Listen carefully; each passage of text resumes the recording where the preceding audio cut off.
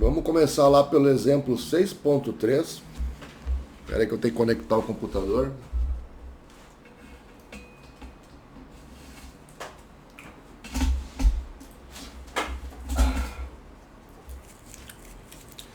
Senão vai desligar.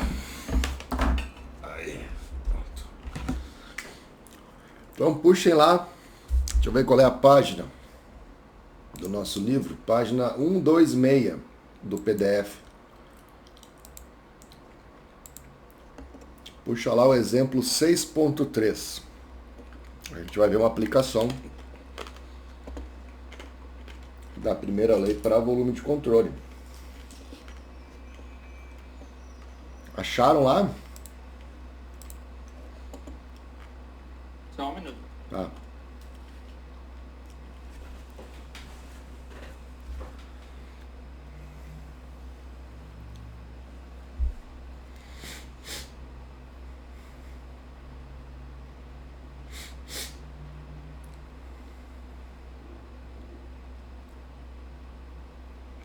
Conseguiram? Achei. Acharam? Tá. Então eu vou ler aqui rapidamente. Então considere um condensador. Opa, nós estamos começando a falar de processos, né, e equipamentos já mais reais, né? Estamos saindo daquela historinha de êmbolo-pistão, né, que marcou o primeiro semestre, né, lá em termodinâmica. Agora estamos falando já de equipamentos mais reais, um condensador, tá? Para que serve um condensador? Para refrigerar alguma coisa, para trocar calor. Na verdade, o condensador é um trocador de calor, né? O condensador do ar-condicionado que você tem aí na sua casa, né, ou no seu trabalho, é um trocador de calor. Então, estamos começando a avaliar já processos mais reais, né, e mais concretos, né? Equipamentos, né? Então, considere um condensador resfriado a água de um sistema de refrigeração de grande porte, que utiliza R134A, é um fluido refrigerante, né? Então, o refrigerante entra no condensador a 60 graus e 1 megapascal de pressão. E deixa como líquido, tá, a 0,95 megapascal, perdeu um pouquinho da pressão por perda de carga, né? E 35 graus, ou seja, resfriou, tá? Então por isso que chama de condensador, né? Ele tem por função remover o calor para que eu tenha condensação de um gás, um fluido, né, que esteja em estado de vapor, seja saturado, superaquecido ou mesmo em estado bifásico, né? Mas ele vai fazer esse processo, né, de mudança de fase, por isso que chama de condensador. Tá? A água de resfriamento entra no condensador a 10 graus e sai a 20. Os caras botaram o termopar lá na entrada e na saída, isso aqui é fácil medir, né? Sabendo que a vazão de refrigerante é igual a 0,2 kg por segundo, a vazão também é fácil de calcular isso aqui, né? Se você souber, dá para medir a vazão, né? Ou se você tiver a velocidade de entrada e de saída, você calcula pela seção de área, facilmente você encontra a vazão. Também são dados fáceis de achar, né? Mesmo a pressão, você pode colocar um manômetro ali, todos esses dados aí são fáceis de conseguir, né? Determine a vazão de água de resfriamento nesse condensador. Então, quer saber o seguinte: está entrando por um dos encanamentos, lá, uma das tubulações do trocador de calor, está entrando o fluido refrigerante que está resfriando. Esse é o objetivo do condensador. Está resfriando como? Está em contato, né, térmico com a água. Então ele te deu a vazão, do refrigerante. Mas ele quer saber que vazão que eu tenho que ter de água para manter essas condições estabelecidas, né, num regime permanente. Né? Então veja que já é um probleminha mais legal de resolver, né? Não é tão simples assim. Então vamos ver o desenho, só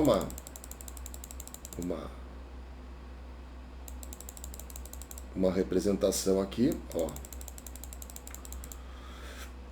E aí a gente faz os cálculos no quadro. Tá aqui o nosso trocador de calor.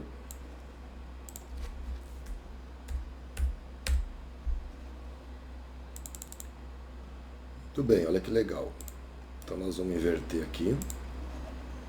Tá aqui. Deixa eu desligar esse Watts, que não para.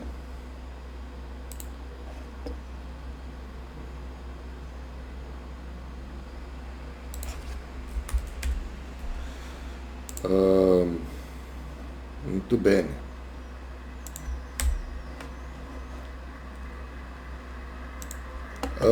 Tá. Então essa é a situação, ó. Tá entrando lá o fluido refrigerante, o R134A, na forma de vapor, tá? E tá saindo. Deixa eu botar um pouquinho mais para cima aqui. Tá saindo ele líquido, né?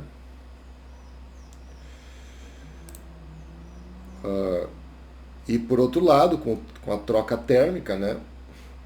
Tá entrando água de resfriamento e tá saindo água de resfriamento. Tudo bem?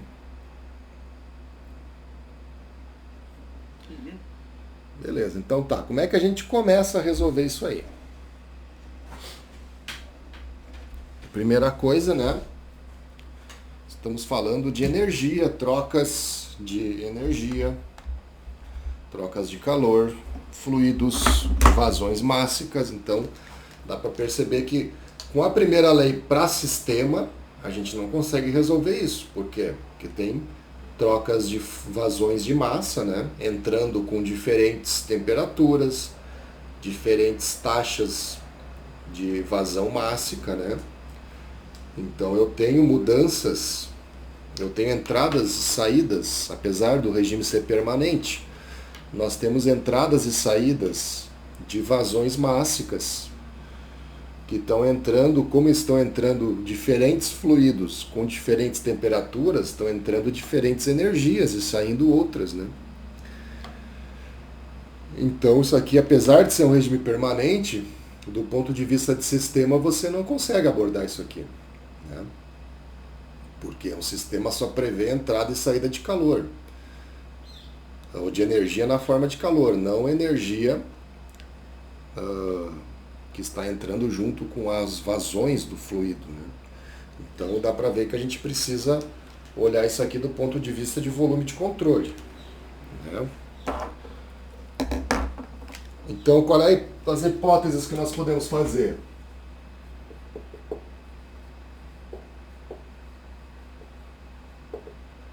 Ficou melhor a iluminação? Ficou, né? Eu botei uma luz aqui em cima. Não ficou tanta sombra, mas eu vou botar uma aqui embaixo aí. Vai ficar bom. Tá? Nós estamos aí falando de variações de velocidade que nem são citadas no exemplo, mas mesmo que fossem, né? Estamos falando aí de uma vazão de 0,2 kg por segundo, né? Se você fizer a conta aí, você vê que isso aqui, as velocidades não são altas. Então a gente já pode tirar de cara que as variações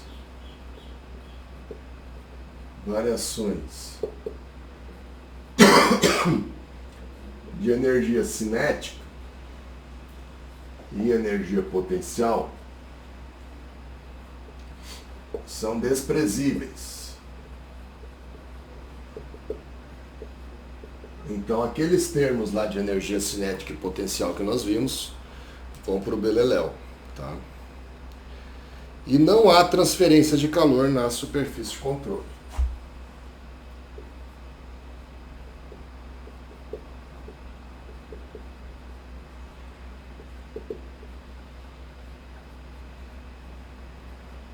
Na superfície de controle. O que isso quer dizer? Tá, mas nós não estamos falando de trocas de calor? Como assim não há transferência de calor na superfície de controle? É isso mesmo. Na superfície, ó, nós temos ali um tracejado que marca a superfície de controle. Que, em outras palavras, o que isso quer dizer? Quer dizer que o trocador de calor está isolado, né? Não há trocas de calor saindo pela superfície de controle, né? Sei lá, é como se esse trocador de calor estivesse dentro de uma caixa de isopor, tá? A gente sabe que Isso aí é uma hipótese teórica, né? Acho que caiu. Opa, Professor? oi, caiu a internet? Alô?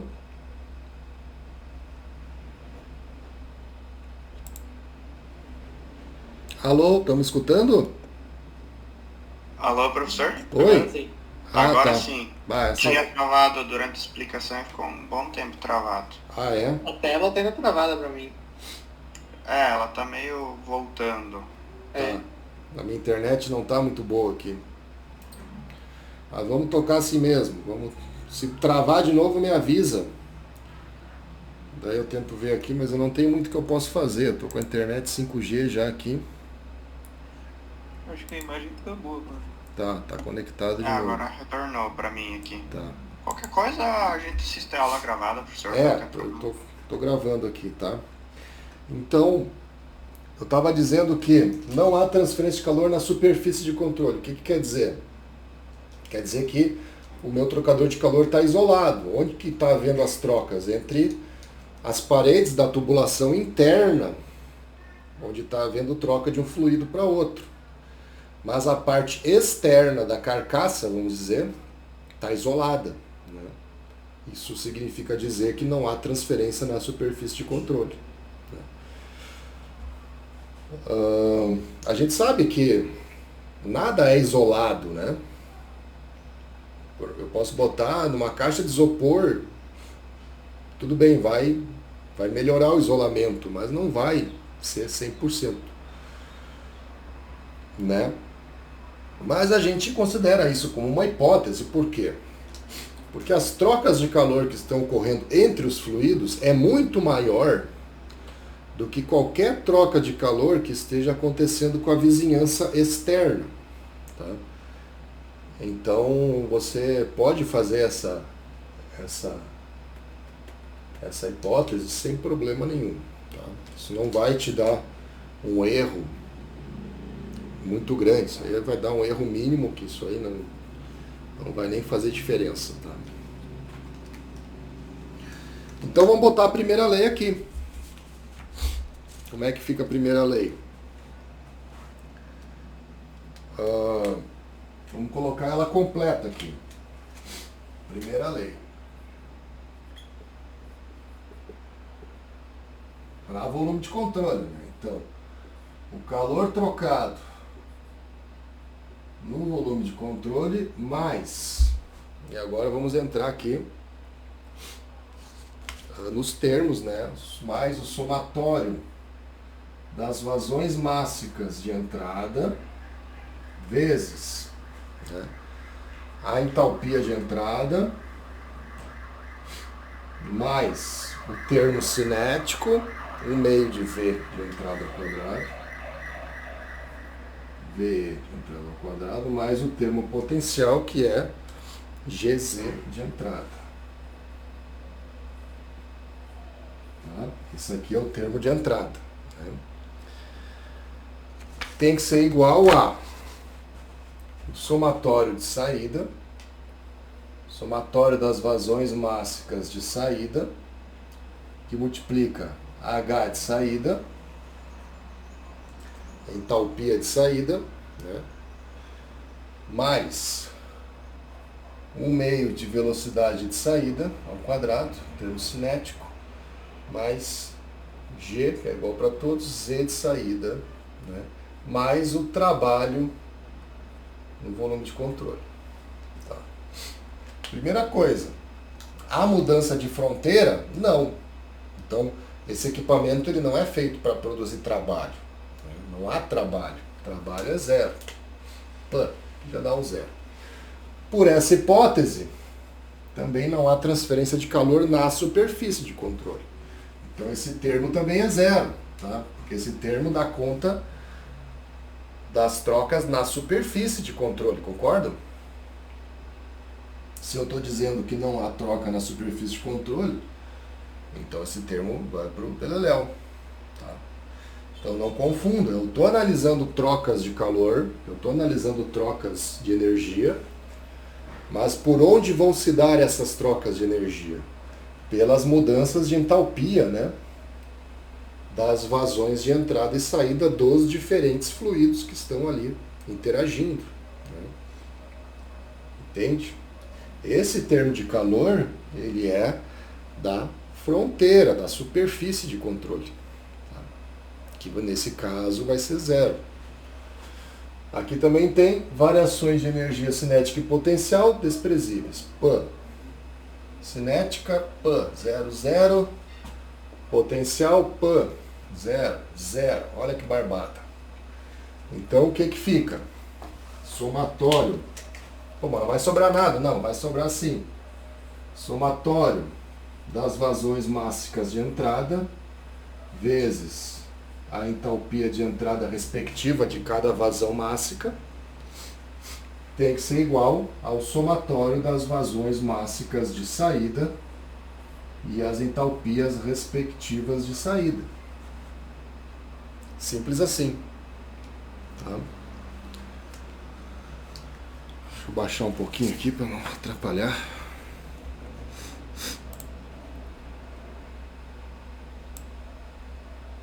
Tá. Tudo bem, gente? Então, olha só. Tá, mas quem que está entrando, quem que está saindo? Eu tenho entrando a vazão mássica do fluido refrigerante, concordam? Então, a vazão mássica. Deixa eu ver como é que eu coloquei aqui. A vazão mássica do fluido refrigerante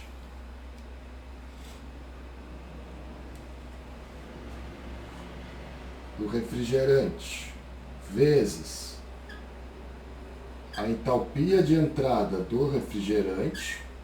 Estão entendendo? Tá claro aí para vocês? Tá. Estou enxergando aqui. Mais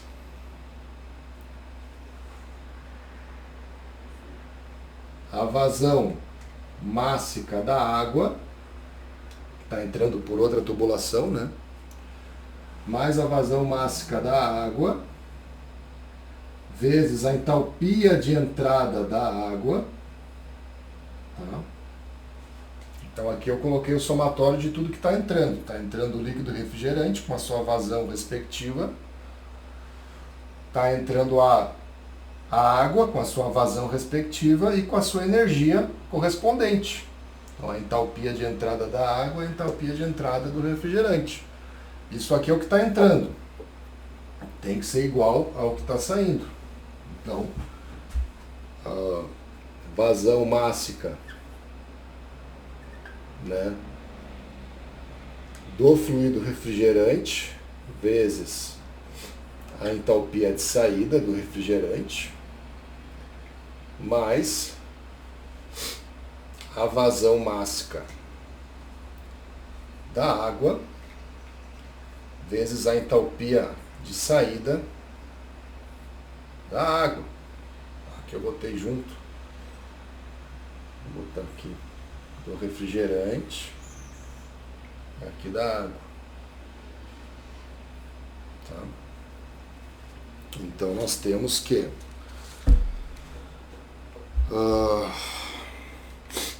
a vazão mássica da água, que é justamente o que eu quero saber, tá aqui, ó, tem que isolar isso aqui. Porque isso aqui eu tenho, né? Tá no dado do livro, vazão mássica do refrigerante. Isso aqui, ele me deu os estados, me deu pressão e temperatura. Eu tiro da tabela a entalpia, concorda? Água, ele me deu também o estado da água. Eu tiro a entalpia da água de entrada. Me deu também a entalpia de saída do refrigerante. Né? Tudo isso eu tiro dos dados. Deixa eu puxar isso aqui para cima. Tudo isso eu tiro dos dados que foram fornecidos no problema. E isso aqui também. Então quem vai ficar faltando? Esse cara e esse que você vai isolar, né? Então a vazão mássica vai ficar isso aqui. Vazão mássica da água vai ficar a vazão mássica do refrigerante vezes a entalpia de entrada menos a entalpia de saída do refrigerante dividido pelas entalpias de saída menos a entalpia de entrada da água. Então você resolve facilmente isso aqui, se você souber quais são as entalpias, né? Deixa eu pegar o livro lá para a gente fazer para descobrir as entalpias.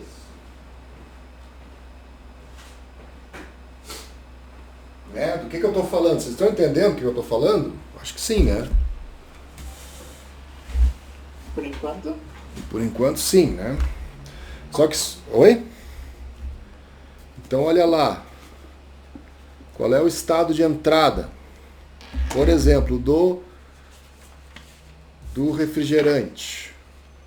Então, o refrigerante, ele entra no condensador a 60 graus em 1 megapascal.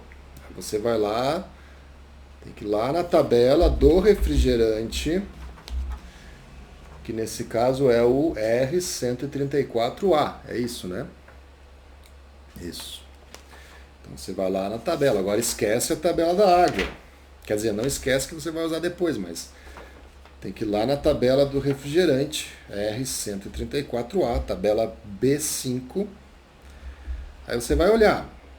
Tá? Para a temperatura de 60 graus, qual é a pressão de saturação? 1,68 mega. Concordam? Estão vendo lá? Sim. O que isso significa? Significa que o meu fluido está em vapor superaquecido, né? Porque a pressão é menor do que a pressão de saturação.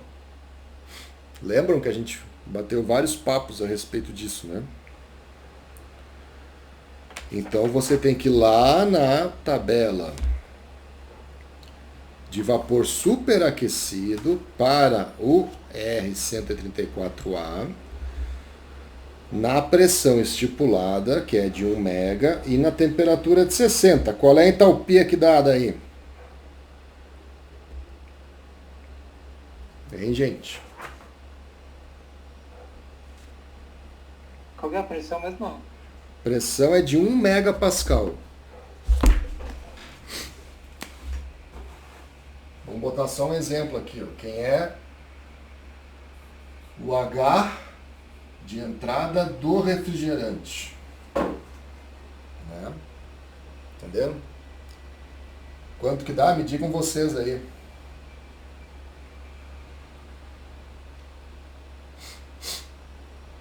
Para a pressão de 1 mega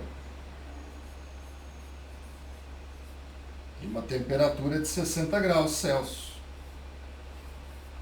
Você tem que procurar lá na tabela de vapor superaquecido, porque nós descobrimos que é vapor superaquecido, né? 441,89, isso? Isso, eco. 441,89 kJ por quilo.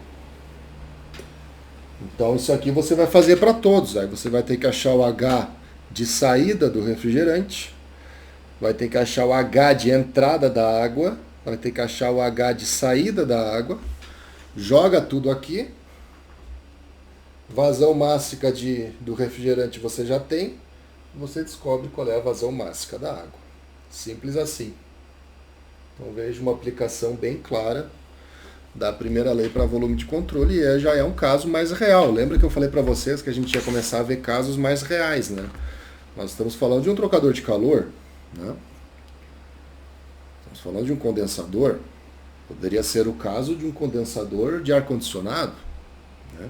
Porque veja, a gente não entra em detalhes construtivos, né? A gente determina o volume de controle em volta do equipamento e nós só estamos interessados nas entradas e saídas de fluido e as suas respectivas energias. Então a gente aplica a primeira lei, que nada mais é do que um balanço de energia, uma equação de balanço de energia, né?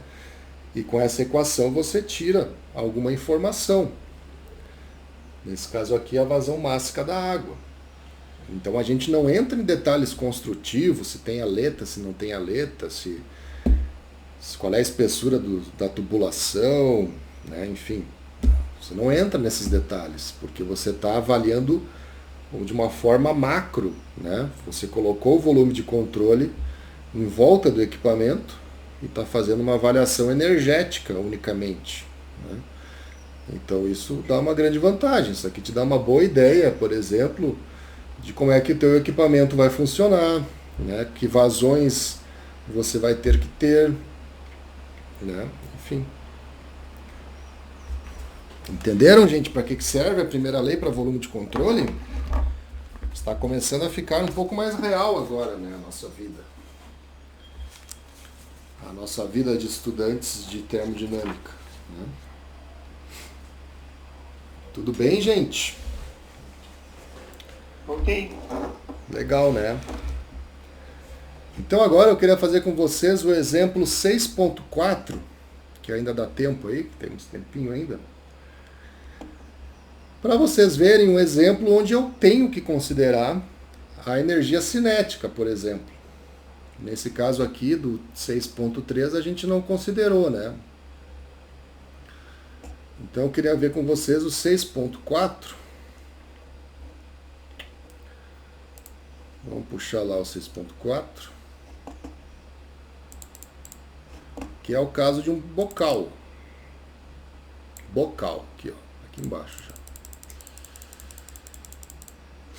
O que é um bocal, gente? Vou botar um desenho aqui, todo mundo vai ver.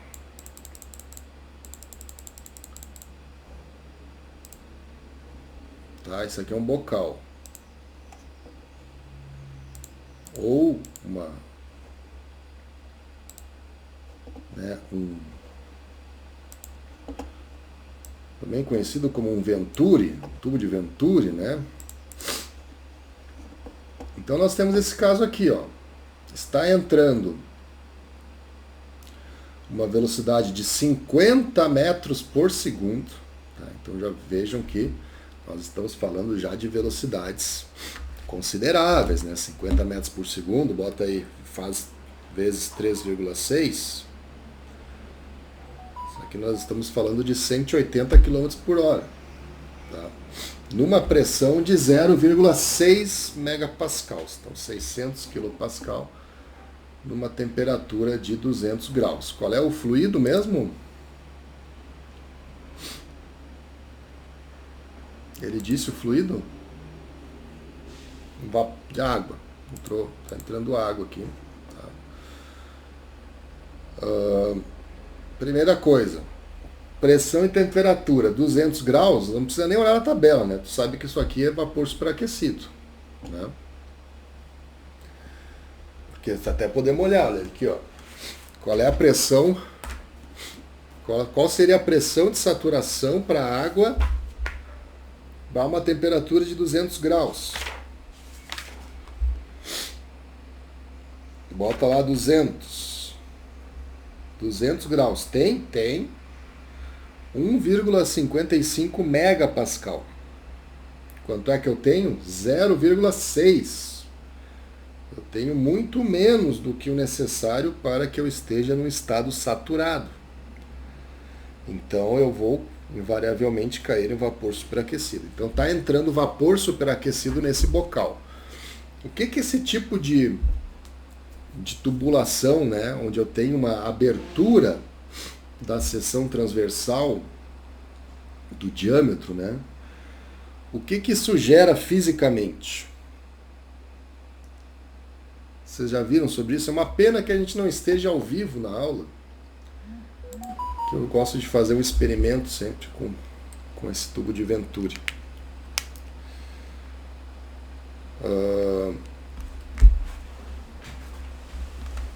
Vocês já viram sobre isso aqui? Isso aqui é usado também, por exemplo, quando eu quero, em agronomia, se a gente quer misturar um adubo, um fertilizante, ou mesmo um veneno, né, ou quer fazer uma mistura de duas substâncias, você coloca esse tubo de Venturi e dosa a entrada, né? Vocês já viram isso? Não que eu me lembro. Não? Ainda não. Não. Tá. Mas olha lá, qual é a velocidade que está saindo? 600 metros por segundo? 600 metros por segundo. Faz a conta aí, multiplica por 3,6. 600 vezes 3,6. 2.160. 2.160. Se você considerar que a velocidade do som é em torno de quanto? 1.300? Ah, não, é 1.300 metros por segundo, é isso, né? Ou é quilômetros por hora? Eu acho que é 340. mais ou menos. 340 metros por segundo, né? É isso? Isso. Então nós estamos aí perto de Mach 2, né?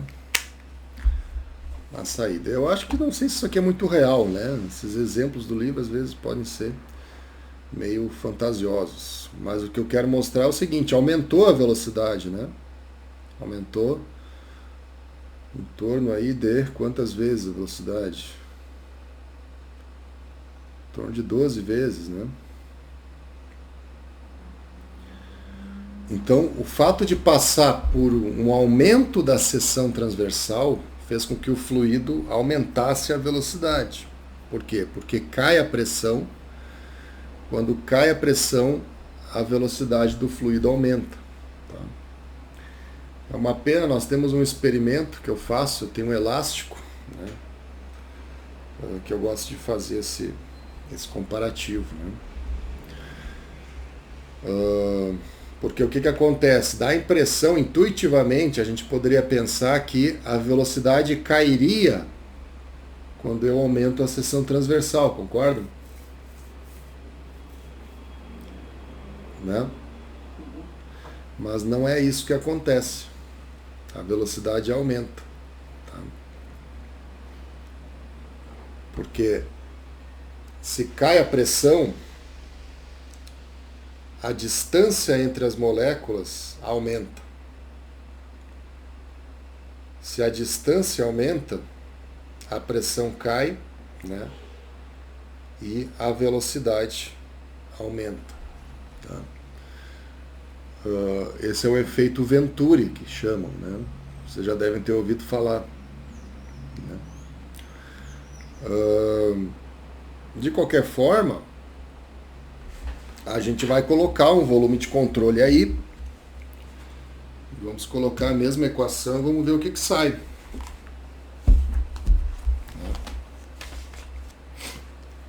Vamos colocar aqui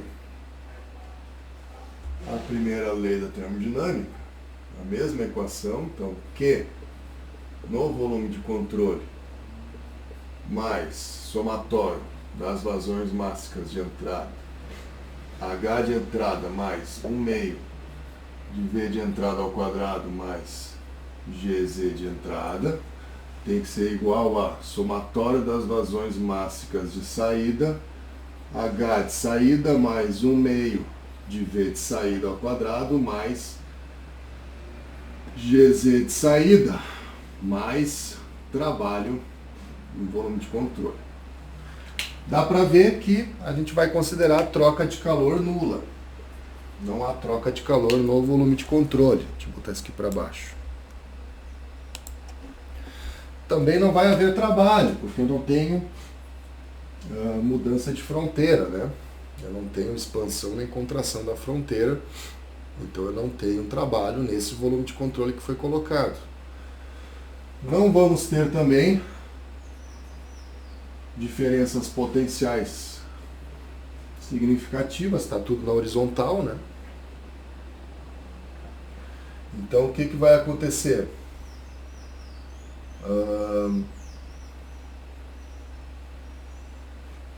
O somatório de vazão mássica é unicamente uma entrada e uma saída, então o somatório vira um termo só, de HE mais meio de VE de entrada ao quadrado. Agora, obviamente, a gente não vai poder desconsiderar esse termo cinético. Então vai ficar mais igual a vazão mássica de saída, H de saída, mais um meio de V de saída ao quadrado. Mas vamos analisar também a questão da energia, né?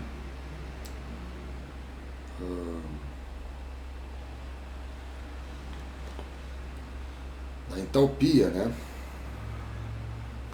Deixa eu ver aqui.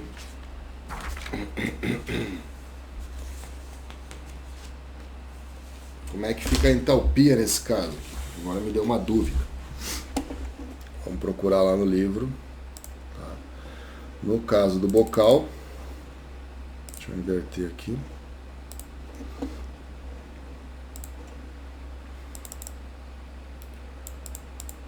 Tá? No caso desse bocal,